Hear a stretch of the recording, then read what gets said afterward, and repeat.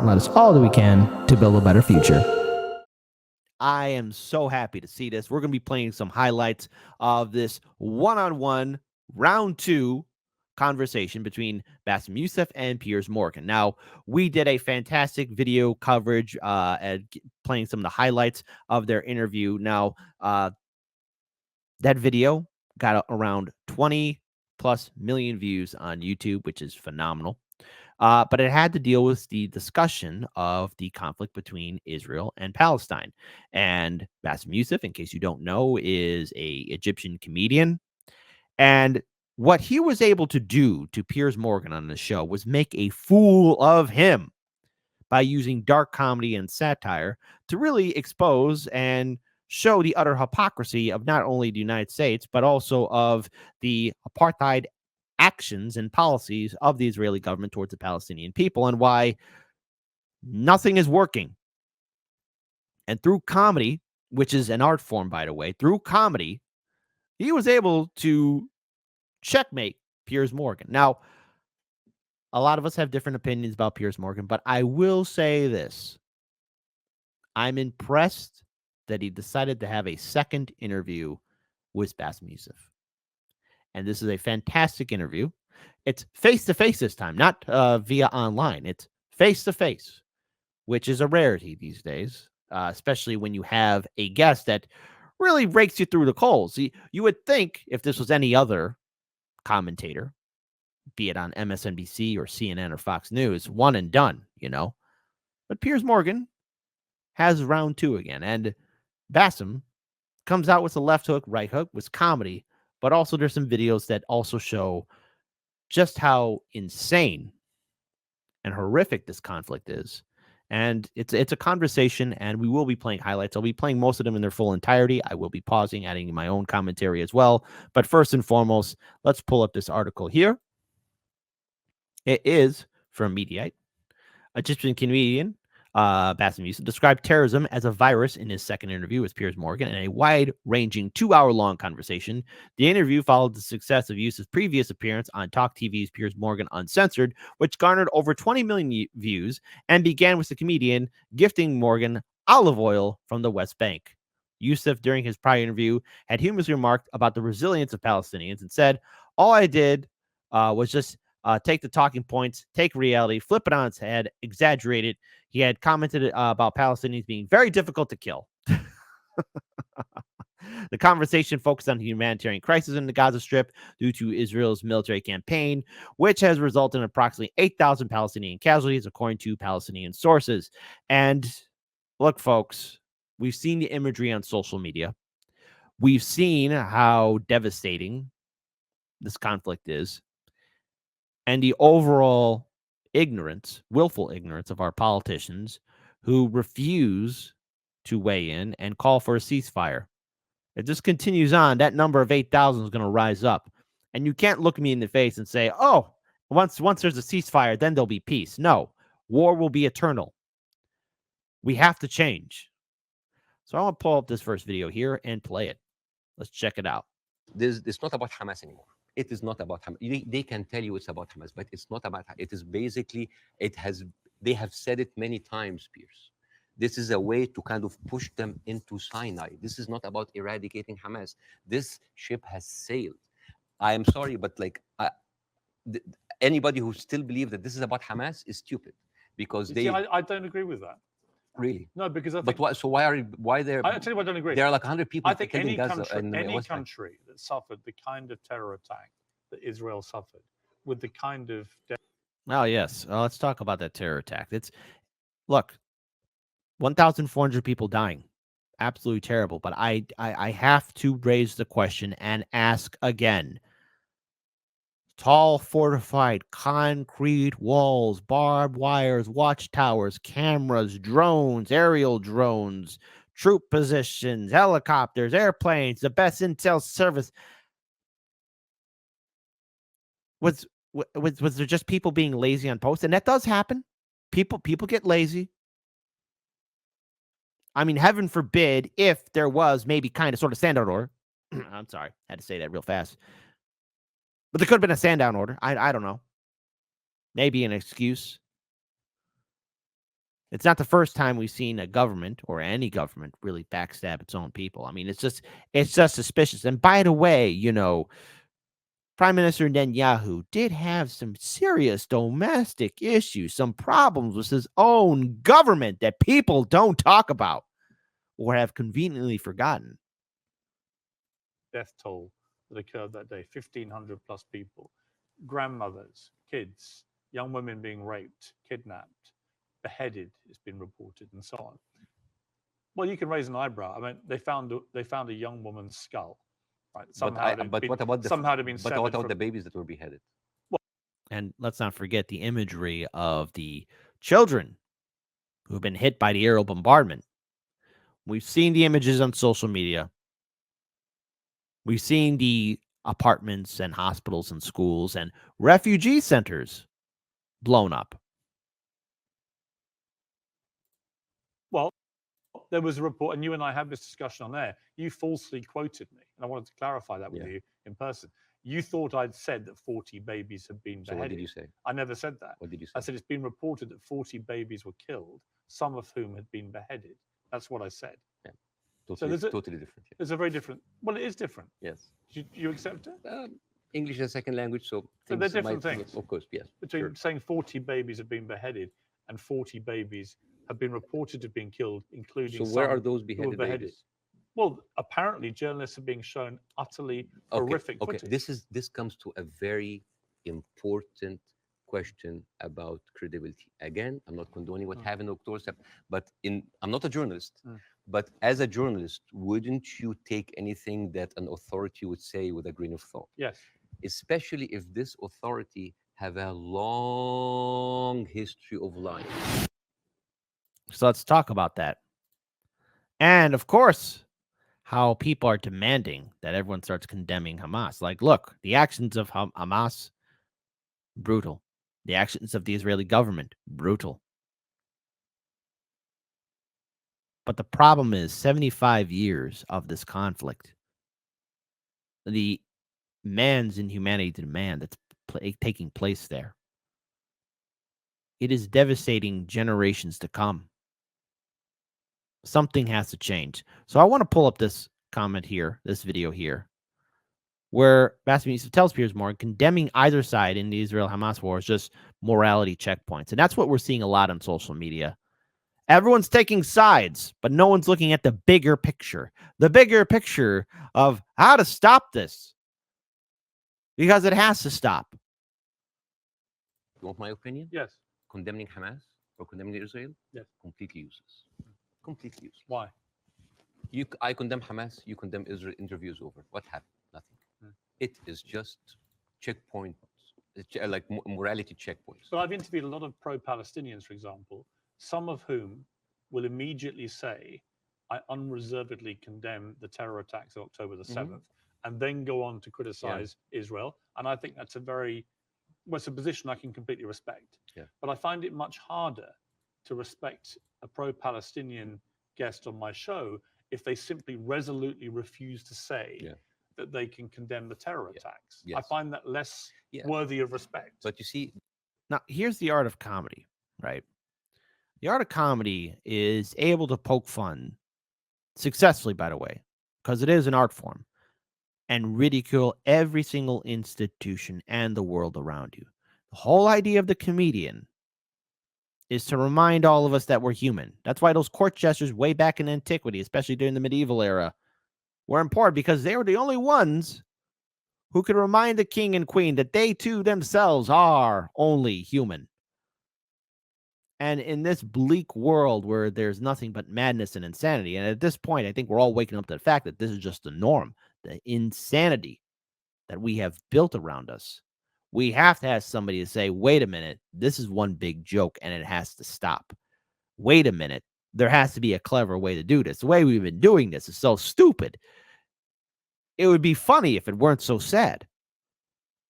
And so this, again, the actions right here, the commentary from Bassem towards Piers is fundamentally important because it gives another perspective of why it has to stop this war. Even as I speak right now, there's going to be articles coming out, videos coming out of further bombings in Gaza, further destruction. The hospitals, if they're not out of resources already, they're going to be very soon. The borders are closed. The people have nowhere to go. Refugee camps are being blown up because of supposed terrorist individuals there. Maybe they were there. Maybe they weren't. Overall, you know, we even talked about this on the post-duopoly show. There's an area where Israelis sit on a hill and watch the bombings take place. They view it as theater. What's going on in the Holy Land? Goodness gracious. It's insanity. This is the problem with the news. We go into the circular motion of the same as one thing that I have noticed, not just on the coverage of these events, the the the events before and before and before. Every time this starts, people say, "We don't know what's happening. It's a very complicated situation. Right. What is happening now?" And for me, as a viewer, if a conflict that's been there for 75 years and the media with all this technology has been covering it and we hear the same exact words, we don't know what's happening. It's complicated. It's a very complex. That is a failure of the media apparatus. That is Truth. the failure to themselves and for Truth. the audience. Because why every time this happens, it seems like it is happening from point zero. That's a very fantastic point. All these wars, all these conflicts, it's so complicated, especially when it happens between Israel and Palestine. It's so complicated, so complicated. Well, then uncomplicate it, then. Break it down. This is why, again, when you go on social media or watch television or read the newspaper, the media is really incapable of telling the truth about how everything started. The truth is, yes, it is complicated, but it's the media's job to break it down and inform the populace. And this is maybe a little bit off subject, why we need to abolish corporate media and break its monopoly. Thank you, Bill Clinton, for the Telecoms Act. That happened under a Democrat, by the way. Bill Clinton, Democrat, Telecoms Act, where all the media in the land is owned by what? 5 corporations now? 5 corporations control the media, the whole political media landscape. This is why Americans are uninformed, because the corporations are in control of it. Those are the same corporations that own our politicians, the same corporations that are in league with big banks, lobby groups, etc., etc. That's why there's very rare articles of the media going after corporations that abused power, did insider trading, or buy off politicians. Now, occasionally you get a little treat here and there of somebody screwing up. By the way, you know that 2008 economic recession, depression that happened? Only one person was held accountable. And they were like a low tier, mid-level beta person. Everyone else, who was the alpha, giga, sigma, supreme, got a slap on the wrist and corporate media didn't do its job. It's not the first time corporate media screwed around with us, nor will it be the last, which is why I am ever so happy to hopefully see the day when CNN goes belly up. Went a little bit off subject there, but let's rewind this a little bit and return back to the video. Been there for 75 years and the media with all this technology has been covering it and we hear the same exact words, we don't know what's happening. It's complicated. It's a very complex. That is a failure of the media apparatus. That is the failure to themselves and for the audience. Because why every time this happens, it seems like it is happening from point zero. And I think to help understand that, I will get to the October 7th. I will get to the condemnation. I will get to the self-defense. But I think maybe we can do, we have like all the time in the world, and we can discuss, this interview could be a bookmark, landmark for maybe looking at that conflict in a deeper way that nobody had gone there before. We Yeah. have the views, we have people waiting. Yes. You know, as I said, I'm the least qualified to discuss that, but it's an opportunity to use it. I'm not massively Yeah. well qualified myself. Yeah, Oh, Piers, you're a journalist, buddy. Come on, buddy. Yes, theoretically, technically, kind of, sorta. You've been in the business for quite some time, so you can't, you cannot, bro, buddy, friend, amigo, Piers. You can't say, hey, it's my first day on the job. All right. Leave that to the likes of Homer Simpson. Only he can get away with that. Both of us, like, I'm mean, look at us. I'm an Irish Catholic. I mean, right? look at us. Yeah, two privileged people. One white, one white wannabe. Oh, man. I told you all we're going to have a good show today. Let's go ahead and pull up this next video segment. Another highlight. The genuine will on both sides for peace has not existed at all. The whole idea about like Israel wanted peace and Arabs only wanted to fight is a very, very bad representation. I actually think as it's gone on, the genuine will on both sides for peace has not existed. No. I think it's been a deceit to the world. No, I'm sorry. And to the relative groups of people on both sides. The official and actually a betrayal of them. The official stand of the Palestinian Authority, and again, I cannot speak, I mean, it is very difficult to do this. The official stand of the Palestinian Authority is that we are just happy with 22% of the land. Just give us like that. Yes, there are people that dissent, but the thing is, you cannot just say, okay, let's talk about peace. And then you take away my land. Let's talk about peace. And there's a kind of like passive aggressiveness happening. Oh, let's talk about it, but I'm going to build settlements. I'm going to suffocate your cities and your villages. See, I think that has been incredibly inflammatory. Yes. Worsening the situation. I think putting back the chance of peace. I mean, Netanyahu, I interviewed Netanyahu earlier this year in the middle of the big social protests in his own country. And I couldn't understand what he thought he was doing, except that it seemed to me political expediency, that he had to get power. Again, he had put a bunch of right-wing headbangers into his cabinet. And that's what's kind of shooting Prime Minister Netanyahu in the foot right there. Associating himself with a lot of right-wing extremists. And because of that, Netanyahu thought he could control them, maybe earn their support, and they would be little good soldiers. No. Not in the game of politics. Especially when you're vulnerable, especially when people are tired of your shite. Before October 7th, Netanyahu, as prime minister, was beset on all sides across the political spectrum in Israel. He wasn't all too popular.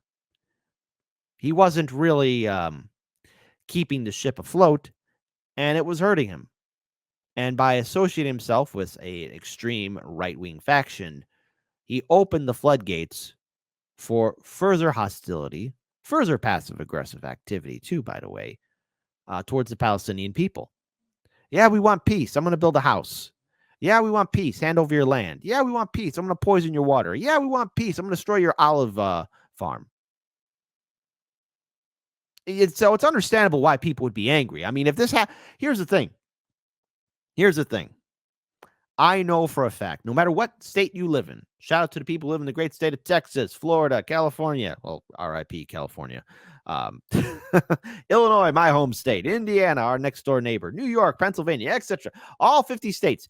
I know that if some empire, some nation, dare I say it, let's go for science fiction, some extraterrestrials start coming in and start taking our land away. Are we going to take it on the chin? Are we just going to be okay with it? No. I can guarantee a vast majority, 99.9% of the population here would be raging and foaming at the mouth. How dare you take my home? How dare you demolish my house? How dare you rip it apart? But oh, wait, that's already happened here in America.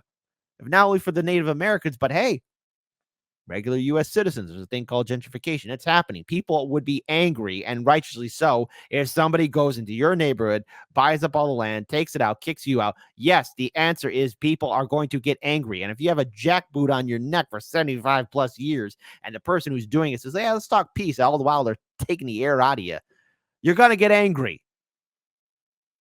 You wouldn't be human if you didn't get angry.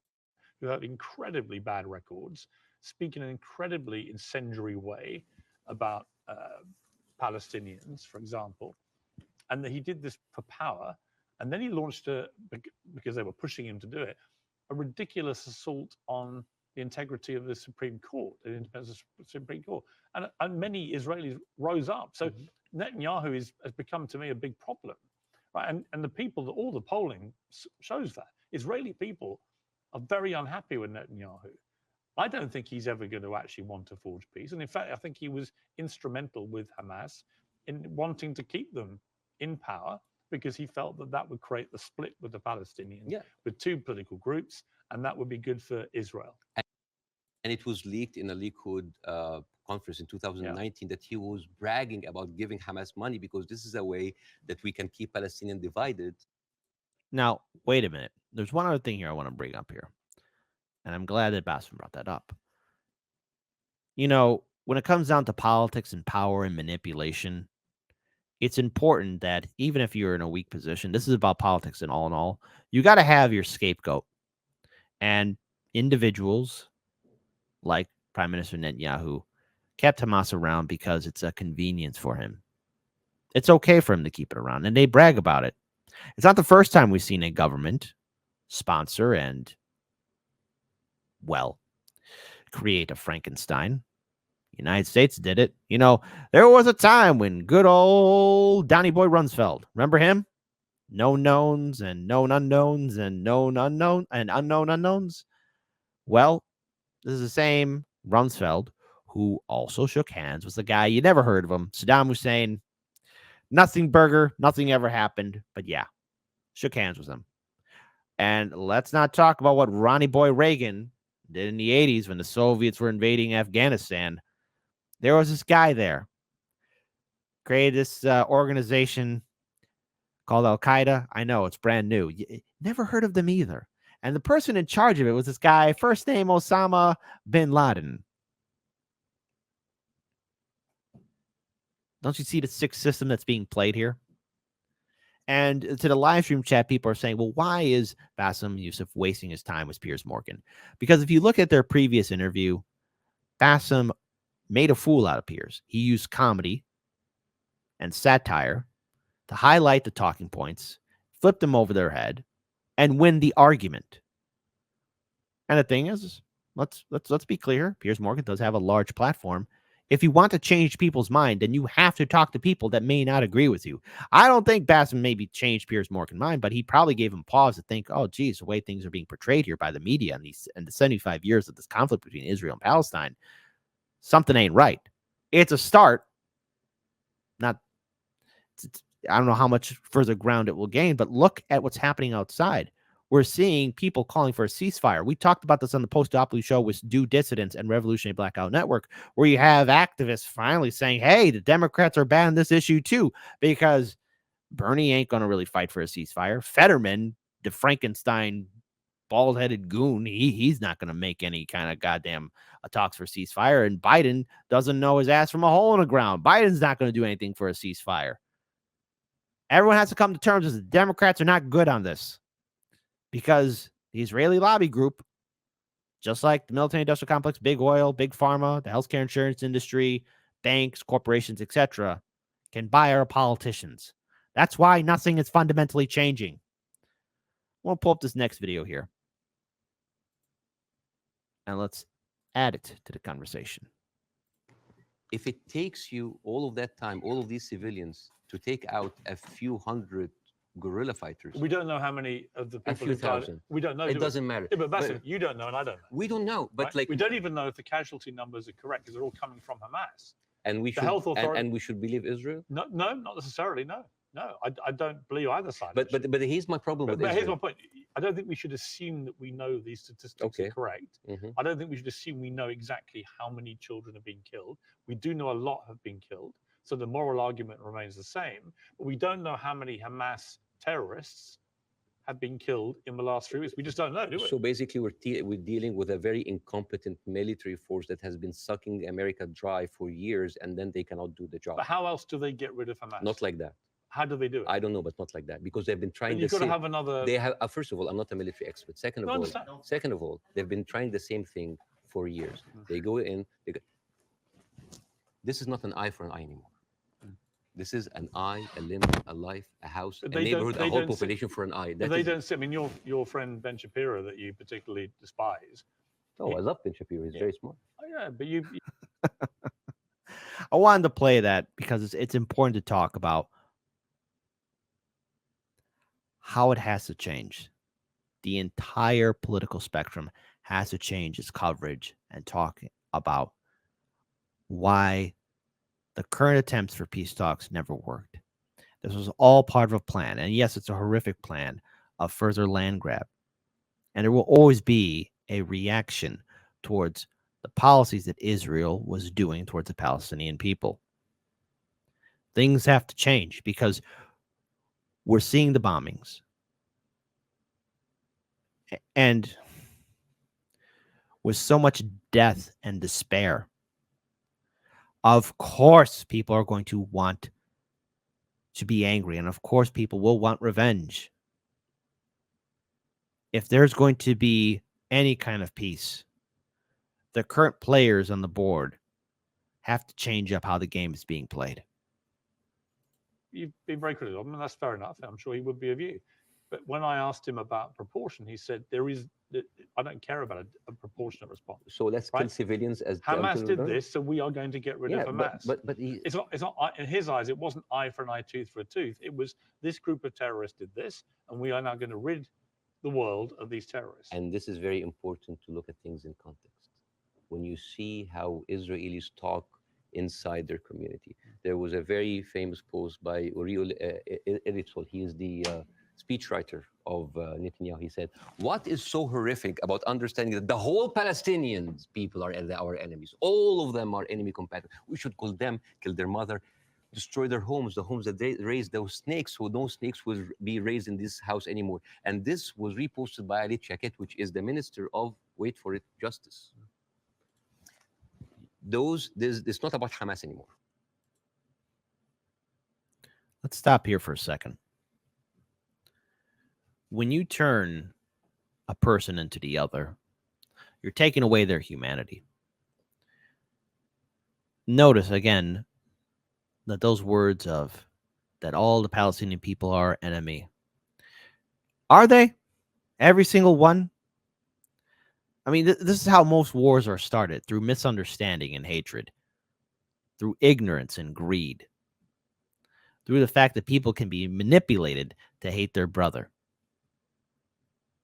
It's human history 101, and this isn't the first time a person in power, administrators, governors, presidents, prime ministers, emperors, or kings would rally their people together and say that tribe, that kingdom, that city-state, that nation, that empire, they are our enemies, so we cannot have peace with them. We must hate them for all eternity, for they can't have peace with us. They're not human. They're not like us. It's happened ad infinitum throughout all of human history, throughout all the continents. But we can't afford that mindset. We all breathe the same air. We all have the same hopes and dreams. And if we want to have a better future, the first thing, we have to look at the real troublemakers, the people in power, the ones who have the reins, the ones who sit in their ivory tower drinking blood-red wine, grinning down on us and saying that person next to you, to your left and right, they are your enemy. I think if we all take time and stop looking at our left and right and look up at the ivory towers, I think we'll take a good long look at who are the real troublemakers, the real people causing the problems, the real people profiting off of our despair. It's those politicians. It's those people in the suits and ties who say words we want to hear but do nothing. I want to pull up this video here about terrorism. I think we agree Hamas are a terror group. Okay, let's say... Let me finish my question. Given that we agree that Hamas is a terror organization who have a publicly stated position of annihilating not just Israel, but Jewish people. And as we saw on October the 7th, they mean it. If you are Israel, what do you do to get rid of those people who have shown the world that's exactly what they will actually do if they get the chance? You know what I would do? I would give the Palestinians what they deserve. Terrorism is a virus. Yes. It's a virus. I agree. If a patient with a flu came to you and you're a doctor, how can you treat that patient? How do you treat as a doctor? How do you do? Well, you're the doctor. You give them nutrition, fluids, and rest. You give them back their land, their water, their dignity, education, mental health care, tear down the walls, Treat them like they're human. Is that a bridge too far? Sadly, human history has proven that that is the bridge too far.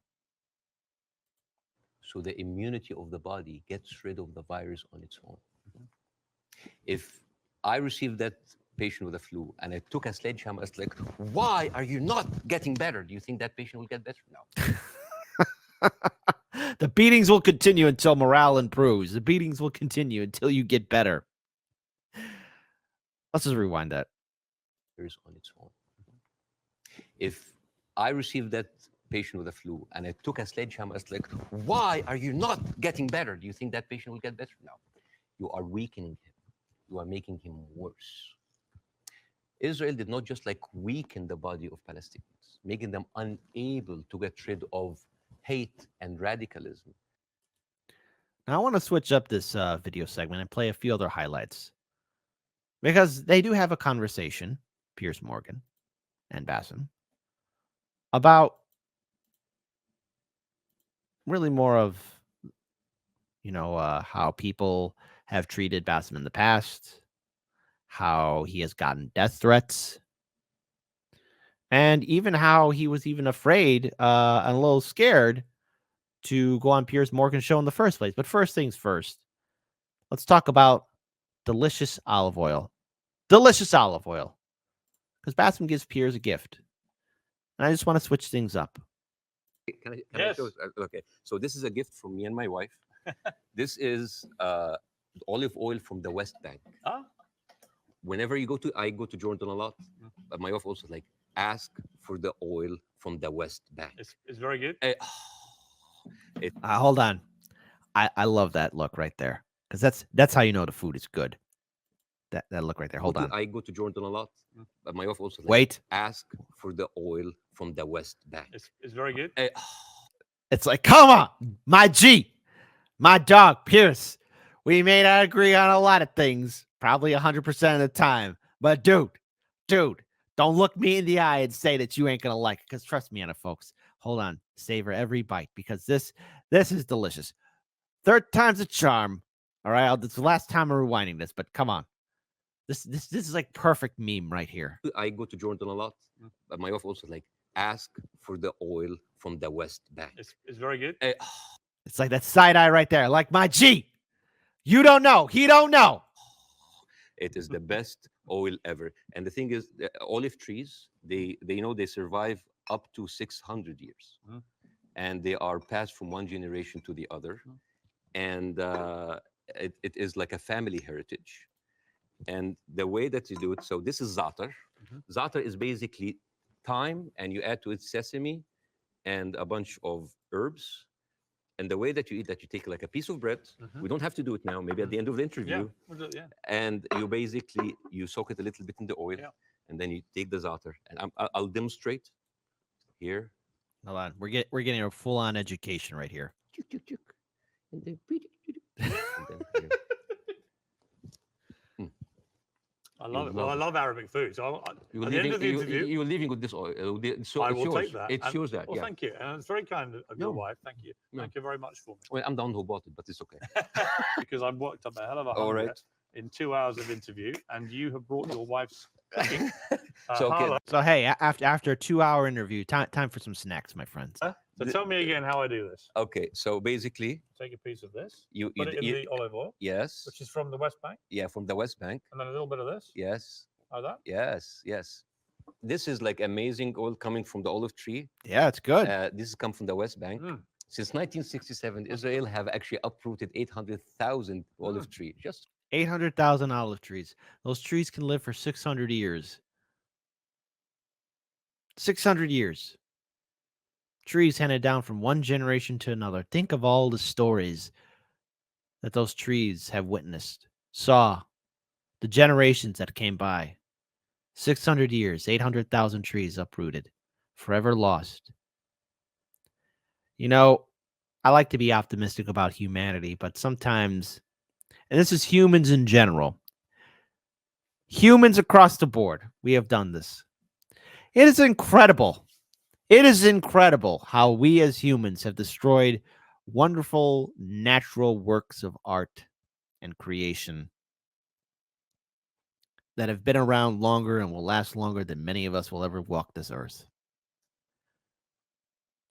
Someday, future generations will look at us with envy when we saw many of these great natural wonders and we destroyed them. They will look at us with envy and sometimes maybe possibly a little hate too. We got to take care of this world, folks. If we don't, there'll be no world left. So let's talk about, and we continue on with just 3 more video highlights. They'll talk about how Bassem has dealt with being arrested and being interrogated, and how the security guards were doing selfies with him, because it's important to see who he is as a person. Because he's more than just a comedian. He's more than somebody who just made a fool of Piers Morgan, not once. I won't say twice, but he more or less gave him an education about what's going on between Israel and Palestine. Let's play this video. Morsi wanted to shut you up. You eventually get dragged through the courts. I was arrested. I was arrested for 1 day. It was a warrant for my arrest, and then I turned myself in, and I was interrogated, and it was the funniest interrogation ever. And in my stand-up shows, I talk about that scene. Because the guards were reading the stuff out and laughing, right? Well, the guards were taking selfies with me, which is funny, and the exchange between me and the prosecutor, general prosecutor, was extremely funny. I mean, I don't like to victimize myself. I don't like, oh, look at that. I actually like to find humor. But why were you arrested? What was... Now, see, and that's a great thing about comedy. You have to find the humor in everything. Life is one big joke. It is. Truly it is. You can't take it too seriously. Otherwise, you'll be depressed and have a sad scowl across your face the whole time. I met somebody like this once who just looked like this. Looks like they never smiled their entire life. Ugh, that hurts my face. Even put my mouth down like that. Like, ugh. Not a good feeling. What was the criteria? Oh yeah, I think the list was insulting Islam, insulting the president, spreading false rumors, and disrupting the fabric of society. And yeah, you're a disruption of fabric of society. It's like cancel culture, but on steroids over there. Cancel culture. See, this is why I really despise when people try to go after comedians like Bill Burr or Dave Chappelle or Jimmy Dore or Joe Rogan. Like, come on. Seriously. Anyway, it is a little bit off subject, but anyone that's being a Puritan, and this goes on the left and the right. Cancel. If you don't like a comedian or a TV show, don't watch it. No one's holding a gun to your head. Shut the hell up and relax. Someday, every single one of us will be dead. From scary sharks to cute little puppies. We're all going to be dead. So enjoy life while you can, because no one is ever guaranteed a full life. And it was, I think the people in the room didn't know what to do with me because they ended up discussing my jokes. So it turned into a writer's room. And I was kind of like, how do you think we make this funnier? And it was the funniest exchange ever. And after 6 hours, I was let go. And was it scary though at the same time that suddenly the machinery was getting a grip of you? Because it was to get a lot scarier. But was it in that moment when you first got arrested, you thought, I'm being arrested for breaching my freedom of speech, right? For some reason, I just like went with the flow. I went to the interrogation wearing the big hat. I went to the show. It was just I just wanted this. It is kind of it's frightening, but a little funny at the same time. It's like, okay, you're an enemy of the state. What is his crime? He's telling jokes. I mean, security and the interrogation just gets nuts. But hey, we have that here in the United States. By the way, hi everyone in the live stream chat. I'm pretty sure there's a bot here, or maybe someone who's NSA. Hey, NSA agent, the Harlan's media audience loves you. Say hello to your wife for us, okay? Try not to be too much of an asshole. Try not to be. This to be a farce because I just like you're really coming after the comedian, and I just tried to enjoy myself, but deep inside I was dying. I want to pull one, just 2 more. Let's talk about it. But you had threats on your life, didn't you? oh, all the time. I don't talk about that because like I have been having death threats like never stopped since 2011. Never stopped. Have they continued since our last interview? Oh yeah, they never stopped. People threatening to kill you. All the time. Why? For what reason? Oh, for just saying something that they don't like. Oh, because you are against Egypt, you're against Islam, you're against our president, you're against God. It never stops. And it's so stupid. Look, folks, I get it. I'm guilty of it too. There's certain people that we like or TV shows or anything like that nature, but God's sakes, don't take it too literal. Don't take it too serious, okay? All what? A comedian made fun of something or a person that you like? Big effing deal. This goes worldwide to all 7 billion humans. Get over yourself. All right? Life on this planet's a joke enough as it is. Don't take it to heart like, oh, I'm going to defend this person's honor. Who do you think you are, King Arthur? Get out of here. Lancelot? Psst, screw you. At the end of the day, if you get so butthurt by somebody making fun of something, then you need to walk out of the room and drink a very tall glass of cold water. Get over it. Get over it. Everyone deserves to be criticized. Politicians, governments, institutions, everyone. From the religious institutions to secular institutions, everybody across the world. It's all about comedy, but be a good sport about it. Get over yourself. I'm sorry that he has to go through that because he probably gets a lot of them. It never stops. It doesn't bother you? I mean, if you die, you die. You know? Thank you. If you die, you die. That's it. And as soon as lights are out, I'm going to tell you all a real shocking truth. I hope you're sitting down.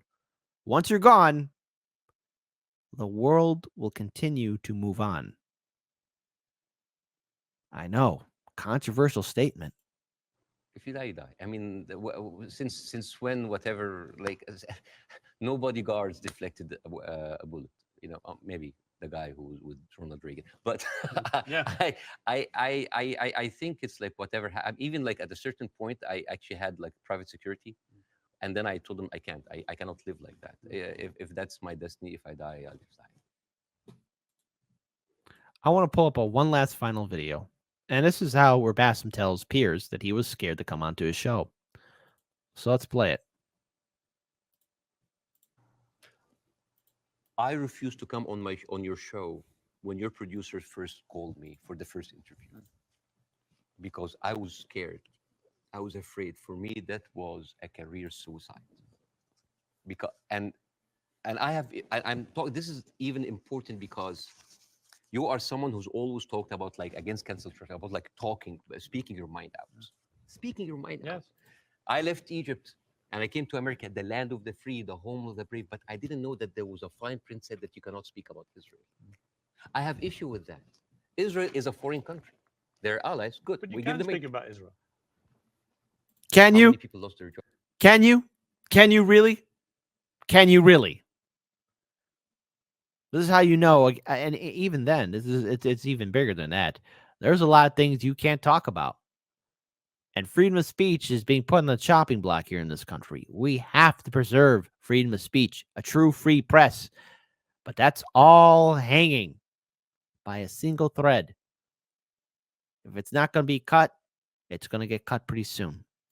Jobs. Even Bella Hadid, she Bella. Oh, by the way, Bella. She hasn't lost her job. No, but she talked about death threats. She's talking about like being silenced. Sure. By the way, Bella Hadid she's Palestinian, and you know who else? Gigi Hadid sisters. I love the Hadith. They are with us. Yeah.